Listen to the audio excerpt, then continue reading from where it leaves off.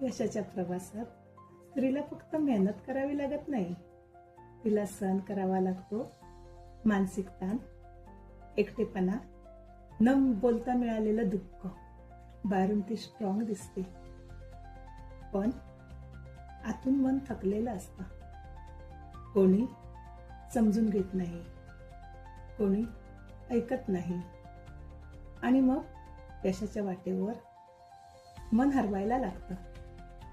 इथेच यशस्वी काउन्सिलिंग महत्वाचं ठरतं, कारण इथे काउन्सिलिंग म्हणजे कमकुवत नाही, ती स्वतःला समजून घेण्याची ताकद आहे. इथल्या टूल्स आणि टेक्निक स्त्रीला शिकवतात. ताण कसा कमी करायचा, मन कसं मजबूत करायचं, आणि स्वतःवरचा विश्वास पुन्हा कसा उभा करायचा. जेव्हा मन शांत होतं तेव्हा विचार स्पष्ट होतात आणि यशाचा मार्ग स्वतःच उघडतो.